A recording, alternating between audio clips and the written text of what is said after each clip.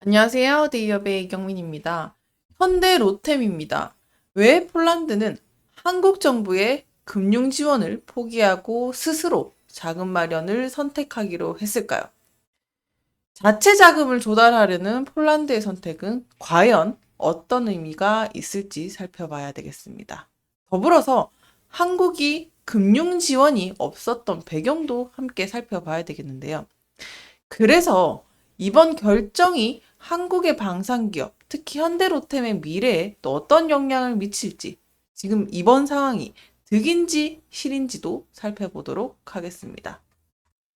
앞서 폴란드는요, 과거 1차 계약에서 한국 정부로부터 상당한 금액의 금융 지원을 받았습니다. 그러니까 한국수출은행과 한국무역보험공사, 계약액의 약 80%에 해당하는 100억 달러 규모의 대출이랑 보증을 제공을 했었습니다. 그런데요, 이번 2차 계약에서는 한국 정부가 빠지게 됐습니다. 그러니까 금융 지원을 폴란드가 받지 않고 폴란드가 자체 자금 조달을 통해서 구매를 진행할 가능성이 커지고 있는 건데, 그래서 이번에 폴란드가 유럽계 글로벌 은행을 통해서 자금 조달을 또 모색 중이고요. 한국 측에 금융 지원이 없더라도 결국에는 무기 도입 일정을 또 지키려고 하고 있는 폴란드의 상황을 지켜볼 수가 있겠습니다. 앞서 폴란드와 1차 계약을 했던 현대 로템이죠. 1차 계약은 2022년 7월에 이루어졌었는데 폴란드랑 한국 방산업계들이 대규모 수출 계약을 기본으로 체결했었죠. 거기에서 현대 로템도 K2전차 1000대를 또 공급을 했었습니다.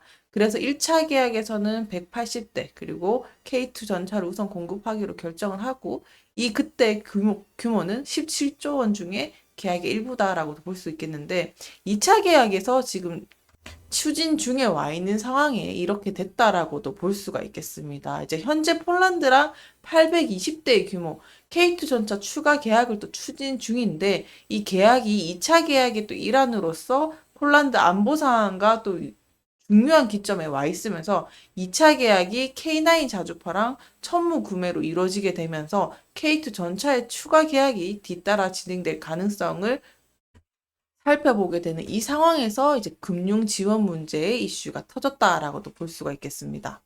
자, 그래서요, 이번에 폴란드가 한국 정부의 금융 지원을 받지 않음에도 자금 조달을 하려고 하는 이유, 그 배경을 조금 살펴보셔야 되겠는데요. 사실 지금 폴란드 내부적으로 되게 긴박한 상황으로 놓여지게 있다고도 볼 수가 있겠습니다. 이유는요, 당연히 우크라이나랑 러시아의 전쟁이 지금 장기화되고 있는데 거기에 따라서 접경 지역인 폴란드가 이 안보가 좀 우려가 되고 있는 상황입니다. 폴란드가 러시아의 긴장 고조 속에서 만약에 우크라이나가 패배할 경우에 이 폴란드 입장에서는 서방과 러시아 간에서 최전선에 위치하고 있기 때문에 폴란드 입장에서는 조금 다급해진 거죠. 국방력을 강화를 키울 수밖에 없는 상황입니다. 그래서 이 접경 지역이라는 어떤 긴장감 속에서 안보 우려 때문에 폴란드가 금융 지원 여부가 중요한 게 아니야 이러면서 일단 무기 도입 일정을 늦추지 않겠다고, 그러니까 아쉬운 사람이 지금 급해진 거죠. 폴란드 입장에서는 무기 도입을 늦추지 않고 이번 2차 계획에서도 빠르게 K9 자주포랑 천무를 도입하려고 하는 이유가 이 때문이다라고도 볼 수가 있겠습니다. 22일 한국을 방문 중인 지금 폴란드 대통령, 두다 대통령이 방문을 해서요, 뭐, 현대로템을 방문을 하고 생산 라인을 또 시찰할 예정이라고 지난주에 미리 한번 말씀을 드렸었는데요. 이번 방문이 갖고 있는 의미는 상당히 유의미하다라고도 볼 수 있겠죠. 폴란드가 K2 전차를 도입에 또 매우 적극적인 상황을 가지고 있고 또 향후에 계약 확대까지 염두를 하고 있는 상황이다라고 볼 수 있는 중요한 신호가 될 것 같습니다. 그래서 전체적인 정황상 현대 로템의 입장만 놓고 봤을 때 이번 두다 대통령의 방안과 함께 또 폴란드의 지정학적인 그 불안성이 계속 고조됨에 따라서 현대 로템의 입장과 불리한 입장은 따로 크게 흔들리지 않을 거라고 예상을 하면서 현대 로템이 K2 전차 외에도 또 이번 방안과 계약을 통해서 또 성장 가능성을 또 확대되고 있지 않나라고도 보여지고 있습니다.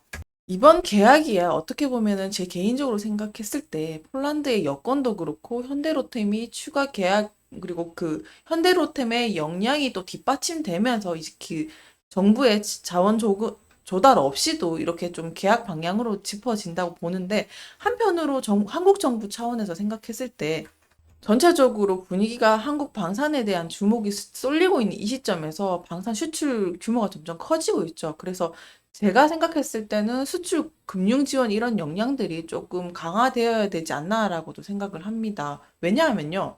일단 방산 수출 같은 경우는 국가 간의 계약 성격이 좀 강한 특성을 갖고 있다 보니까 이 단위 자체가 상당히 크죠. 거래 규모가 매우 크기 때문에 금융 지원이 상당히 중요한 요소로 작용을 합니다. 따라서 이번에 폴란드랑 이런 방산 수출과 관련된 것들이 더욱더 한국 정부의 방산 수출 금융 체계를 발전시키고 공고히 할 필요가 있다는 이슈가 조금 제기되지 않았나라고도 보여집니다.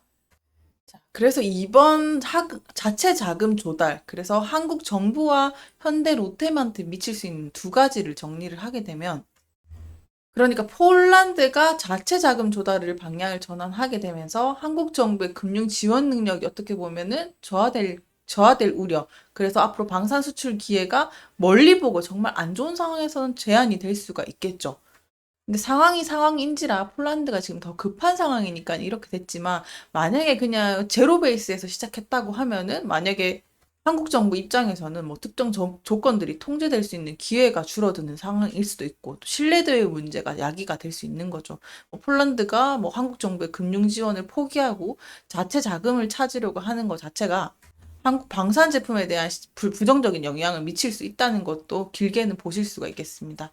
하지만 이번에는 그런 상황이 다행히도 피해 나갈 수 있었다는 점이 핵심인 것 같고요. 그리고 현대 롯데한테도, 죄송합니다. 그와 반대로 현대 롯데한테는 그럼에도 불구하고 현대 롯데과 계약을 이어 나가려고 하는 것 자체는 어떻게 보면 방산 제품에 대한 신뢰도로 밑바탕을 통해서 계속 추가 계약이 나오려고 하는 것이 아닌가, 이렇게 해석할 수가 있을 것 같습니다. 그래서 이번 계약의 쟁점은 폴란드에 포커싱을 맞춰주시고요. 폴란드가 자체 조달이 조금 어렵게 된다고 했을 때 미치는 영향은 방산 구매 일정이 조금 지연될 수 있다는 것을 감안해 주시고요. 혹시나 또 요거는 우려 차원에서 생각해 볼 것은, 또 한국 정부가 금융 지원 없이 계약이 이루어지게 되면은 약간 계약이 복잡해질 수 있다는 것도 생각을 해 보시면 좋을 것 같습니다. 이유는 양국 간의 협의가 조금 복잡해질 수 있는 우려. 정말 이거는 정말 희박한 가능성이긴 하지만 그런 요소도 있다라는 걸 참고를 해 주시면 좋을 것 같습니다. 그럼에도 불구하고 폴란드가 현대로템과의 계약을 또 적극적으로 태도를 보이는 것은요. 폴란드 자체가 안보 위기가 심각하니까 그런 국방력 차원에서는 1순위이기 때문입니다. 정리하게 되면요. 폴란드와의 이번 추가 계약 성사 여부, 현대로템 입장에서는 큰 영향 없이 또 긍정적인 영향을 미치면서 이어나갈 수 있지 않을까라고도 생각이 들면서, 쟁점 포인트는 조달과 계약 이행 여부가 포인트다라고 정리할 수가 있겠습니다. 오늘도 시청해주셔서 감사합니다.